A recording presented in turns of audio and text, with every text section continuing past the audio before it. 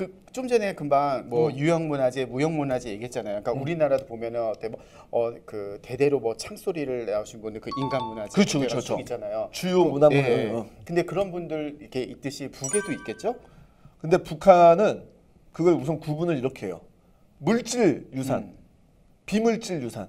비물질에 이제 뭐 그런 건데 우리처럼 인간 문화재 이런 건 없어요. 아, 인간 문화재는 그런 없어요? 개념은 없어요. 북한은. 그러면 그런 분들이 있지 않을까? 그러니까 그렇게 창소리라든지 어떤 이런 것들을 쭉 이어오시고 이렇게 지금도 이렇게 하는 분들. 그런 분들은 아직 있지 않을까요?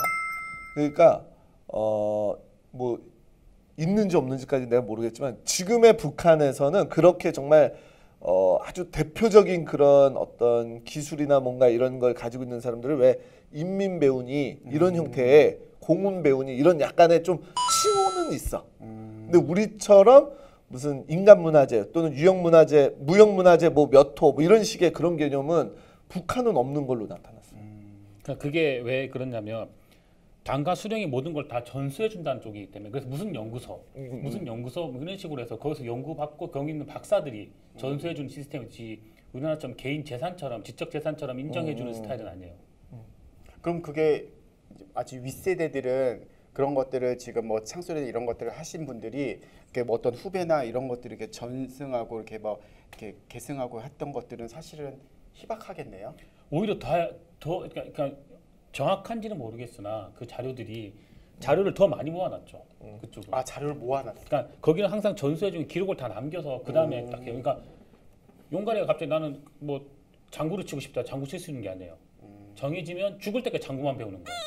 약간의 직업 개념은 그런 식으로 하기 때문에 그거를 계승 발전하고 연구하는 팀들이 딱 정해지면 그것만 주구장창하죠. 그래서 그런 대표적인 예가 예를 들어 우리는 검은고. 그럼 이제 이게 검은고가 몇 현이냐 뭐 이런 걸 하면 북한은 그걸 전문적으로 아예 연구하고 그런 데가 있어서 그거를 악기를 또 요즘에 맞게 개량도 해요. 개조도 하고. 그래서 북한의 검은고는 종류가 몇 개 있어요. 그래서 거기는 아예 그렇게 국가 단위에서 한다. 근데 우리는 약간 좀 개별을 지정하고 뭔가 전수하고 이런 개념이 있어서 하여간 그런 비물질 유산과 관련돼서 우리나라하고 좀 체계도 다르다. 그렇지만 역사적인 거에 대한 거를 유물로 지정하는, 그러니까 뭐 보물이나 국보로 지정하거나 아니면 유적지로 지정한 그거는 어느 정도 비슷한 형태로, 단 차이는 거기는 하나를 통으로 지정하고 우리는 그 안에서도 개별로 지정한 이런 정도 차이예요. 그러니 나중에 만약에 통일된다고 하면 저는 문화재 분류 체계를 남북한이 좀 교통 정리를 해야 될 게 많이 있다고 생각해요. 그리고 전 개인적으로는 역사성이 있는 건 그렇게 하는데 북한은 교시 유적이라는 게 있다고 그랬잖아요. 아까 네. 그 김일성 부자에 관련된 유적 이런 거. 전 그거 따로 다 모아갖고 테마파크 만들었으면 좋겠어. 네? 어떻게요?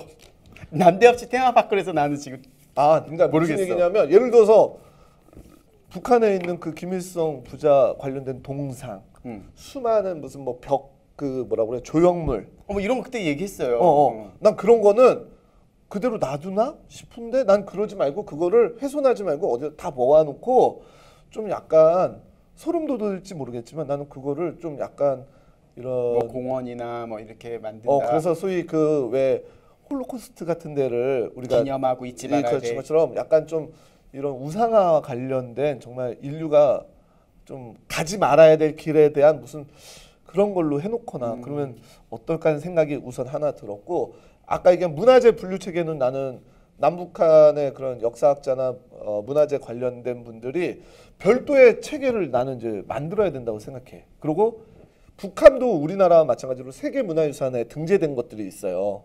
그 이제 평양 주변 쪽에 이제 옛날 무덤들하고 뭐 이런 거 몇 가지 있거든요. 그렇게 해서 세계 문화유형 그 유산에 들어가 있는 것들 분류. 그리고 남북한이 국보로 지정했으나 그 국보를 지정하는 어떤 배경이나 그 어떤 문화재로서의 가치나 이런 건 난 좀 서로 재평가를 해서 일련 번호를 좀 재분류해야 되지 않을까.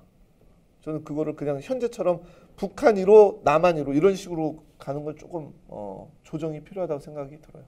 그래서 특히나 이후에 발굴되거나 혹은 앞으로 통일 과정에서 같이 남북한이 공동 발굴한 거. 예를 들어 지금 개성 만월대 같은 경우는 공동 발굴하거든요.